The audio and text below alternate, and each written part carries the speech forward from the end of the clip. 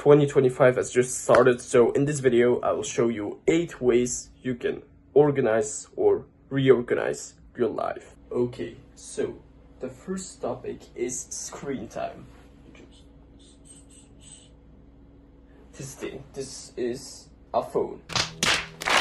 So to organize your life, you will first need to organize your screen time and how much time you spent on certain topics, certain activities during the day.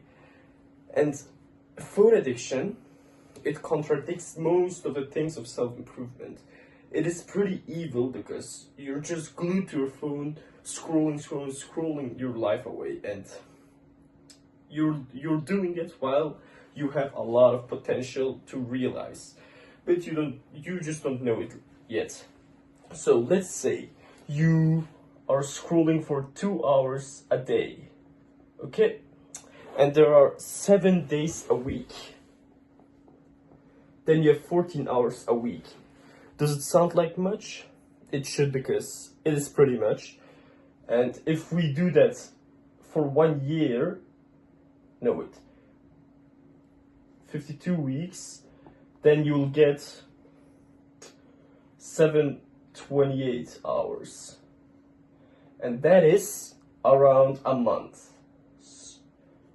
Just know that 2 hours a day will result in you wasting away 1 month of your life during 1 year. So let's just say you're scrolling for the past few years, 3-4 years, you've already lost 3-4 months, and this is at 2 hours a day.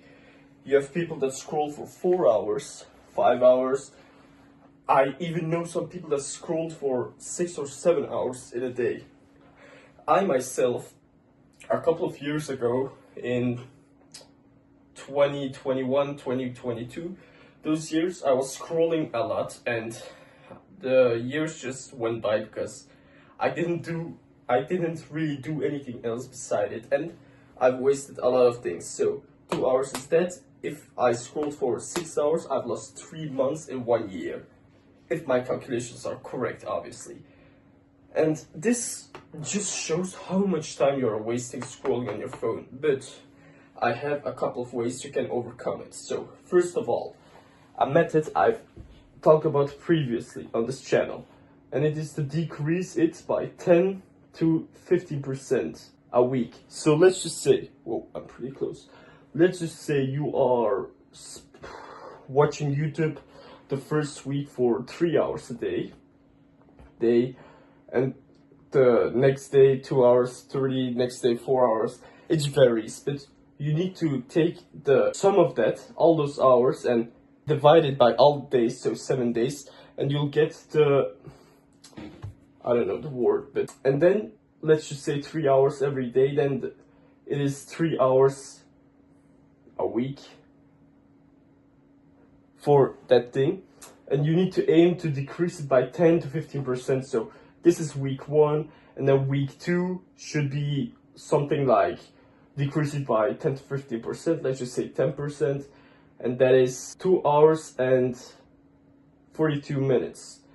As you can see, 10% isn't really a big change. It is pretty easy to achieve, but it's also pretty easy to miss. And if you do that a couple of weeks, eventually you'll get to 1 hour. The second method, I've not talked about it earlier on this channel, but it's hard to stay consistent to it. So this thing is downloading an app. I personally use Opal. It looks a bit something like this on the App Store. And what this app does is it prevents you to log in on social media or things that distract you. You can choose the apps you want for yourself. For a couple hours during the day, you can just set up those settings yourself. But obviously there's a big disadvantage with this. It is easily bypassable. That's why I didn't really mention it till now, but to be honest, it kind of saves me, because before I had Opal, I was always busy on my phone. Okay, not always, but a lot of the time busy with my phone, just doing random stuff. But now I have Instagram blocked, YouTube blocked, yeah, those two blocked, and I'm a bit more productive. So hope these two tactics will change your life if you implement it correctly. The second point is to actually organize your room. As I've put it in the title, how you organize your life for 2025, organizing your room is pretty important because it influences your mood, your discipline, and how focused you can be. Let's just say I'm in my room currently. Let's just say there are a lot of clothes on the ground, a lot of bags, a lot of stupid things. And if I don't organize my room and put them all in a place that fits, it's always gonna be pretty difficult walking around in the room, and it's gonna be annoying, and I won't have any intention to work because I'm getting annoyed just by going to my desk. But if I organize it, all of this, I won't experience any of the bad things. Obviously me, I love organizing some stuff. For example, my desk, I organize it again every 1 week and 1 week and a half. This is maybe a tactic that will help you in your life, and you need to know it because it is pretty important. The third thing you should focus on as a guy is getting a fragrance, or a good fragrance, let's just say that. I've here put a little drawing. So let's just say you are currently this person. If you don't wear any fragrance, you're probably not very hygienic, things like that, and you're not very confident in your body. But it's a bit exaggerated here on this drawing. If you buy fragrance, and actually good fragrance, and put it on, you will feel more confident like this guy, and it will just give a good vibe around you, if you know what I mean. It will make people happier because nobody likes it when someone else stinks. And just imagine being in the metro and you have a guy that stinks and you have a guy that has a good smell to him. Who would you want to sit next to? Obviously him, unless he's your friend and you hate him, but that's a different topic. I'm not a good enough person in fragrances. I'm not an expert, so I can't give you guys some tips. But if you want to organize your life, you should focus also on smelling good. You can just watch some other YouTube videos from other YouTubers, and they all have great guides on this topic. Number 4 is having good hygiene. Same as the fragrance part, you don't want to stink, right? And if you have great hygiene, so I've drawn 2 people here, one that stinks and one that has good hygiene. If you have good hygiene, it affects your attractiveness and can increase it a lot. So let's just say this guy, he has good hygiene. He is a 7 out of 10, and because he has good hygiene, he may become 8 out of 10. But this guy, on the other hand, is a 7 out of 10, and he stinks, and that causes him to lose a couple of points in the attractiveness scale. And that's, let's just say 3 points. He goes from a 7 out of 10 to a 4 out of 10. Obviously, in real life, it isn't as simple and plain as that. It is a lot more complicated, having features of the face, the body, length, things like that.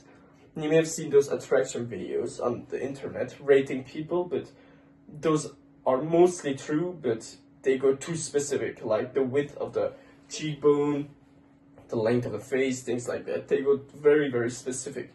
If you just focus on the essential points of attractiveness, you'll be set good. So what are some things of good hygiene? Obviously, taking showers every day or every 2 days at max. Don't try to not go to the shower for 3 or 4 days. And obviously, if you have sweated or have trained and you have sweated a lot, you should go to the shower immediately because you're basically carrying bacteria on your body with the sweat. And then just grooming yourself. That is important for a big part too. Grooming yourself, as far as I understand, it is just basically taking care of your face. But most of the guys with grooming, they go and buy 10, 15 products, skincare products, let's just say that, but in my opinion, I don't use any, and you don't need to use it either.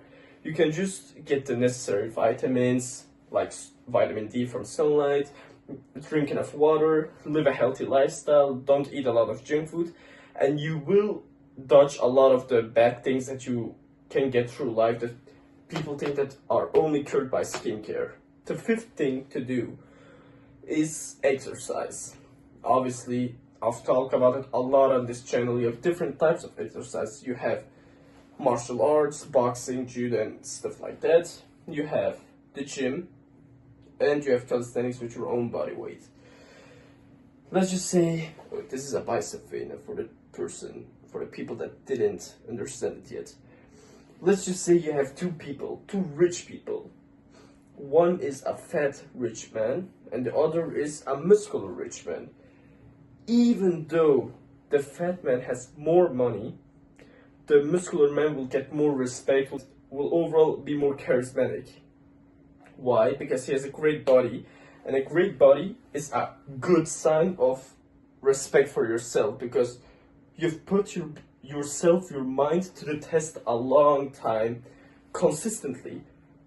It isn't achievable in 5 days. For example, 3-4 years, and that automatically earns respect. Unlike money, it isn't, or material possessions, it isn't something that you can easily buy and have it. No, for a body you need to actually work. And if you try to buy or cheat your way through it, you will basically just create more disadvantages for yourself. And as I've said, the muscular guy is getting chosen more often because he has more respect, so he will earn more respect from other people, and that will obviously cause him to gain more confidence in himself, and that will lead to an increase in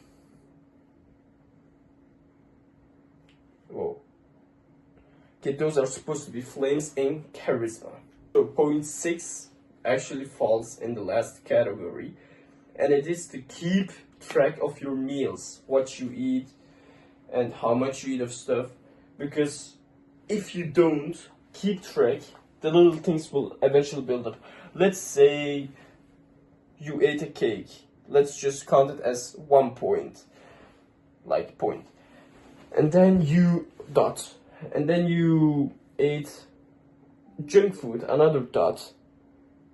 You've eaten a lot of bad stuff. In the beginning, it doesn't seem like a lot, but eventually, let's say you've eaten this much in the week. If you look at that, 9 dots, it's actually a lot. So you need to keep track of your meals to actually know how many times or how much you have cheated. Because if you don't, you will just probably gain weight if you want to cut and things like that. So I've here made a little chart-like thing. Let's just say most of the guys my age, 17 to 18 years old, are 65 to 70 kgs. But let's just say you're 65 kg, a male, 17 to 18 years old. Here a little graph. So if you want to cut 2,100 calories for a mild weight loss, this is the safest option, but it is the slowest to see progress with. Then you have 1.9k, so 1,900 calories. It is weight loss, but a bit heavier and a bit more difficult to stay consistent to. You will get faster results, and you, at the last, you have 1,400 calories a day. This one will give you the fastest results, but it is also the most dangerous one out of 3 because you can lack some nutrients and choices of meals. Then if you want to maintain weight, you will need 2,400 calories a day. This is pretty easily achievable. I don't think any of you guys want to actually cut or maintain weight if you're 65 kg and 17 to 18 years old and 175 centimeters like I am. So you will probably want to bulk because I guess you're skinny. I'm still not in the best shape of my life, but I'm getting there. So if you want the bulk, you have a mild weight gain, 2.7 thousand calories. Obviously, like I said, mild, it will take the longest out of them all. Then you have 2.9 thousand calories. This is a bit faster, but will cause more fat to be produced in your body. And then at last you have 3,400 calories a day. This is the fastest. This is probably 1 kilogram a week to gain, but you will gain a lot of fat by doing this. But if you want to calculate these numbers for yourself, you should go to calorie calculator. You will then choose if you're a male or a female, how old you are, your weight and your length. The seventh thing to keep in your mind is to fast. This is not intermittent fasting. What I mean, intermittent fasting from waking up to lunch. Obviously you can drink water but not eat anything. This is not that. What I mean is like waking up and try to go for 2-3 p.m. with you can drink water obviously and not eat. This is great if you're cutting, to be honest, because you're not eating that much and it's still survivable for most of you that aren't used to fasting. So this thing, fasting, makes you more disciplined overall. Why? Because since you're fasting, you don't eat for, let's say, 3 p.m. And obviously from 2 to 3 a.m. No, wait. 1 to 3 p.m. Okay. You will feel hunger coming up, and if you're fasting till 3 p.m., it makes you more disciplined to say no to your body and wait with eating. Obviously, if you're doing this and you're not used to this type of fasting, you should do it only once or twice a day. What I recommend is the Monday, doing it the Monday, resting for Tuesday, resting Wednesday, and doing Thursday, resting Friday, Saturday, Sunday, again Monday, Thursday, Monday, Thursday, Monday, Thursday. It is pretty easily achievable 1 to 2 times a week.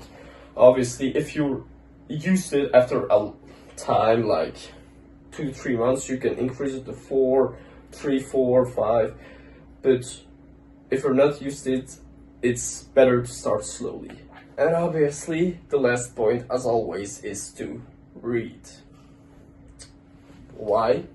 Like I've told you in the last video, it increases your vocabulary, it increases your knowledge. If you're reading some improvement books, you can find new pathways and new solutions to problems. If you're reading fictional books, you're amusing yourself, and it's overall a good source of information. Obviously, it's a bit slow because reading takes time, unlike the internet. But in books, you will find tactics and solutions to problems that you're not hearing anywhere else on the internet. And especially if you're reading a good book. And obviously, if you stay consistent to the things that I've shown you in this video, and find other things next to them as well to do to improve your journey to organize your life from January till December, so basically the whole year, you will see progress and your life will actually improve. So try to stay consistent to those things. Don't start them one day and then when you notice a little inconsistency, stop with them altogether, because that is not a good mindset. If you start it and you're inconsistent for 2 days, then start it again, things like that. All those little bits of doing it is progress. And with that, I'll just say, always remember, calm always delivers.